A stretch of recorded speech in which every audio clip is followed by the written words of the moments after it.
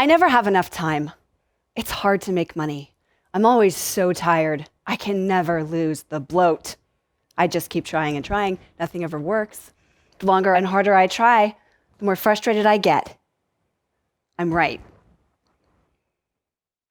I have enough time. Money is fun. I get enough rest. I love my body. Everything keeps working out in ways that I keep discovering, and I look forward to what's next. I'm right.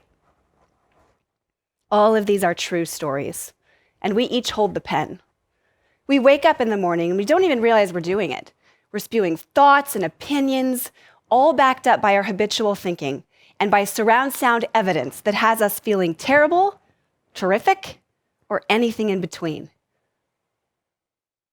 Our observations are an attempt to find answers, but we do it by looking at the problem. What's the answer? I got to find the right answer. And to do that, I'm going to find everything first that's in the way. I will find everything that's in the way.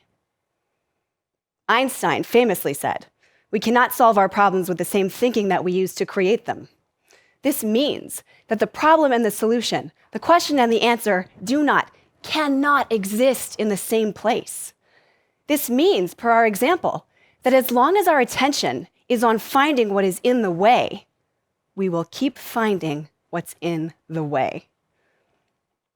In my company, Arc Inc., I curate intimate workshops where we bring consciousness to the stories that we've been telling. Together, we learn to rewrite them with such leveraged precision that people in the room begin to experience shifts they may have been craving for years. We take the day and we start to alter the energetic signatures that drive our stories so that we can become much more of a match to the ones we want to live. Quantum mechanics finds that all matter breaks down not into mass, but energy. Physicist Niels Bohr found that a quantum particle exists in all of its possible states at once, and that when we observe its state, the particle must choose one probability.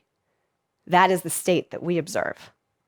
This means, on an energetic level, what you look at causes it to exist.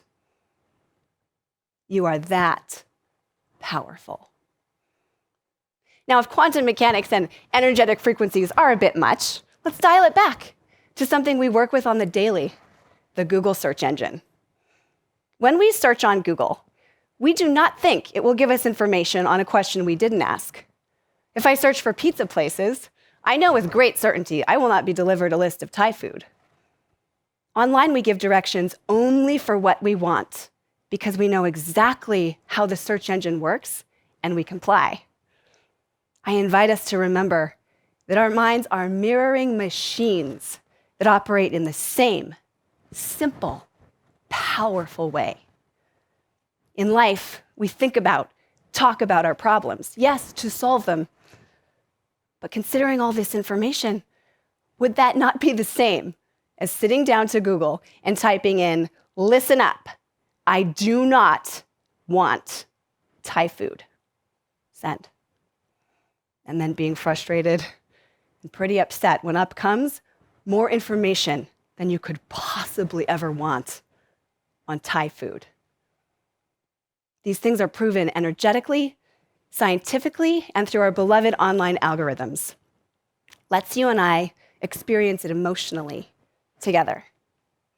I'm going to ask you a question, and your job is to wait and listen to what kind of answer comes back. The question is, why is this so hard?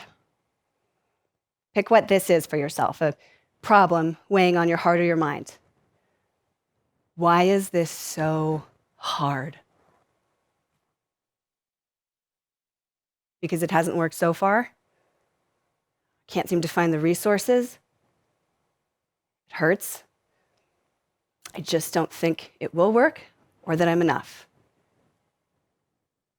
Keeps coming. We asked why it's hard.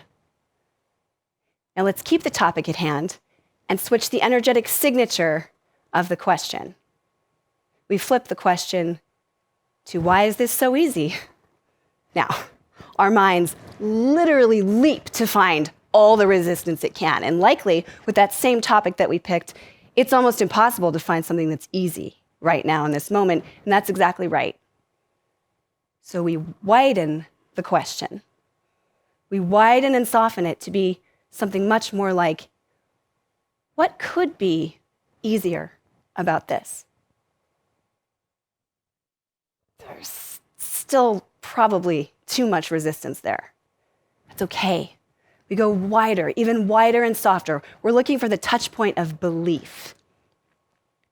So how about, what would it feel like if any small part of this could feel just a little easier? It would feel lighter, brighter,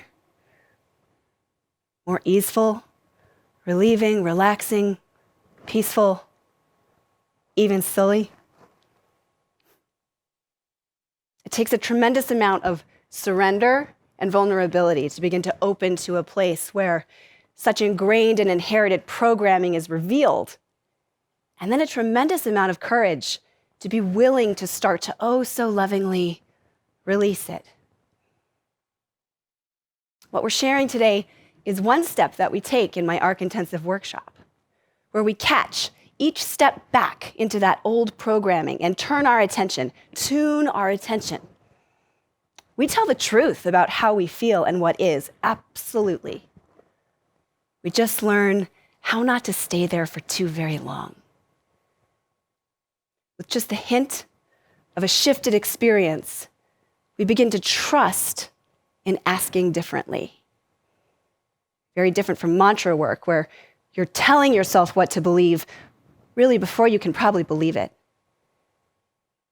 We start to ask questions that open up to different kind of answers that have the ability to start to lift you up, out, and forward in ways you can feel. What would it feel like to ask better questions? Are you willing to find out?